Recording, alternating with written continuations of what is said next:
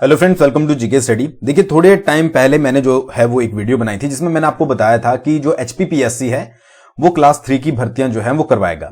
तो उससे रिगार्डिंग लिखित सूचना जो है वो आपकी सरकार को देनी थी। तो उससे रिगार्डिंग जो भी लिखित सूचना है वो सरकार को दे दी गई है और उसमें यह बोला गया है कि लोक सेवा आयोग ने जो है वो हमीरपुर कर्मचारी चयन आयोग के भंग होने पर ग्रुप सी यानी क्लास 3 की भर्तियों को लेने के लिए हामी भर दी है और आयोग ने इसकी लिखित सूचना भी जो है वो सरकार के पास भेज दी है। हालांकि इसमें यह भी लिखा गया है कि इसके लिए आयोग को अतिरिक्त संसाधनों और स्टाफ की जरूरत पड़ेगी और इस बारे में सरकार को जो है वो अलग से प्रस्ताव भेजा जाएगा। अच्छा, आयोग से आए जवाब के आधार पर अब राज्य सरकार रेगुलेशन में बदलाव करेगी और यह संशोधन कैबिनेट के जरिए जो है वो होगा और इसमें जो है वो क्लास 3 के पदों को भी जो है वो लोक सेवा के दायरे में लाया जाएगा।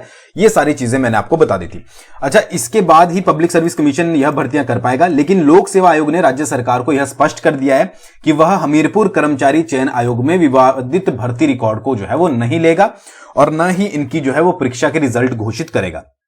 आयोग ने कहा है कि उन भर्ती परीक्षाओं को करवाने के लिए तैयार है जो हमीरपुर कर्मचारी चयन आयोग के विज्ञापित कर दिए थे लेकिन अभी रिटर्न एग्जाम नहीं हुए हैं। ठीक है, जिनके भी रिटर्न एग्जामिनेशन अभी नहीं हुए हैं, जैसे कि एसआई वगैरह हो गई आपकी, और भी बहुत सारी वैकेंसीज थी, आपको पता ही होगा कि किन किन के रिटर्न एग्जामिनेशन आपने दिए, किन के नहीं दिए हैं, तो उन सभी के एग्जाम जो है वो कंडक्ट करवाए जाएंगे। ठीक है जी।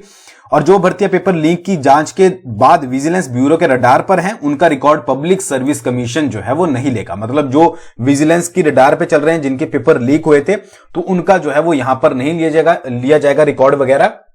तो ये टोटली डिपेंड करेगा गवर्नमेंट के ऊपर कि इनका क्या करना है। अब न्यूज के अकॉर्डिंग तो भाई इसमें लिखा है कि राज्य सरकार जो है वो ये आपका डिसीजन लेगी कि रिजल्ट घोषित करना है या रद्द करना है, बट ऐसा कुछ होने वाला नहीं है। देखिए, आपको पता ही होगा कि स्टूडेंट्स के द्वारा जो है वो सत्याग्रह चलाया गया था और कल जो है वो सीएम से बात भी हुई है और बहुत सारी वीडियोस उसके रिगार्डिंग आपने देख ली होगी। तो जिनसे मेरा कांटेक्ट हुआ है, मुझे इतना पता लगा है कि जो सीएम के द्वारा ये बोला गया है कि कोई भी भर्ती जो है वो आपकी रद्द नहीं की जाएगी, मतलब प्रीवियस भर्तियां भी आपकी करवाई जाएगी। अच्छा, एचपीपीएससी ने तो मना कर दिया है कि भाई हम जो है वो ये नहीं लेंगे, ठीक है, जो आपकी भर्तियां हैं पुराने वाली, बाकी जो आपकी जिनके रिटर्न नहीं हुए हैं वो आपके कंडक्ट करवाए जाएंगे, बट रिजल्ट वगैरह जो भी चीजें पेंडिंग पड़ी है वो सारी चीजें जो है वो आपकी यहां पर राज्य सरकार करवाएगी। अब उसके लिए क्या है कि नई भर्ती एजेंसी बनाने के लिए भी गवर्नमेंट को जो है वो कंसेंट मिल गया है और अब जो है वो यह कमेटी नोटिफाई की जाएगी।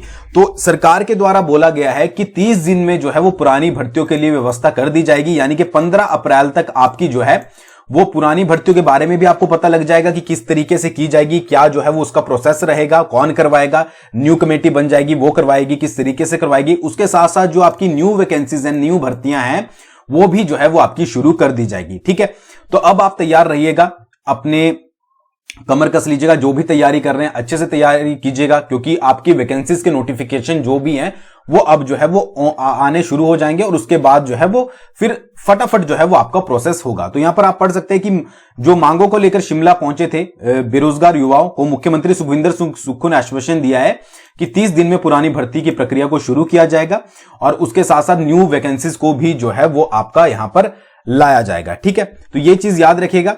उसके अलावा आपको पता ही है कि बाकी मैक्सिमम क्लास 3 की वैकेंसीज जो हैं वो आपकी कंडक्ट लोक सेवा आयोग करवाएगा और पुरानी हो सकता है कि जो नई आपकी भर्ती एजेंसी बनेगी उनको जो है वो करवाया जाएगा। तो मेरा यहां पर वीडियो बनाने का सिर्फ ये मकसद था कि अब जो है वो 15 अप्रैल जब आपको पता लग गया कि इसके बाद आपके नोटिफिकेशन आने शुरू हो जाएंगे, ठीक है, अब एग्जैक्ट ये नहीं हो सकता कि 15 को ही आए, 15 अप्रैल के बाद कभी भी आपको नोटिफिकेशन देखने को मिल जाएगा और पुरानी भर्तियों का भी जो है वो व्यवस्था आपको पता लग जाएगा कि किस तरीके से होने वाली है। तो उसके जब आपको ये चीज पता लग गई है तो अपनी तैयारियों को जो है वो अब शुरू करना कर दीजिए। जितना आप पढ़ रहे हो अच्छे से पढ़ना शुरू कर दीजिए। ठीक है, दोबारा से और सिलेबस से रिलेटेड अभी जो है वो बात ये बोली गई थी जहां पर जितनी मुझे पता लगेगी कि सिलेबस वगैरह चेंज नहीं होंगे। ठीक है, बट ये अभी 100% कंफर्म नहीं है। ठीक है, हो सकता है कि सिलेबस चेंज भी हो, वो आपको आने वाले समय में पता लगेगा जब भी आपका नोटिफिकेशन आउट हो जाएगा। बट एक चीज देखिए, सिलेबस का मतलब चेंज होने का मतलब ये नहीं होता कि आपका कंटेंट चेंज हो रहा है। ठीक है, एग्जाम पैटर्न चेंज होता है, हो तो भी ठीक है, ना हो तो भी ठीक है, आपके लिए सिलेबस जो है वो वही रहने वाला है। एचपीजी के वही रहेगी और आपका जो इंडियन जीके, इंडियन पॉलिटी है, सब कुछ वही रहेगा, वहीं से ही क्वेश्चन पूछे जाएंगे, नंबर ऑफ क्वेश्चन इधर उधर होंगे। तो होता है तो भी ठीक है, नहीं होता है तो भी ठीक है। ठीक है, बहुत सारे इसके फेवर में होंगे कि होना चाहिए, बहुत सारे इसके फेवर में होंगे नहीं होना चाहिए। तो इस बात पे आप मत बहसिएगा। आप सिंपल सा है कि एग्जाम जब आपको पता लगे कि 15 अप्रैल से बाद नोटिफिकेशन आने वाले हैं, वो पुरानी भर्तियां भी जो है वो आपकी यहां पर कैंसिल नहीं होगी, ऐसा कोई सरकार की मंशा यहां पर नहीं है।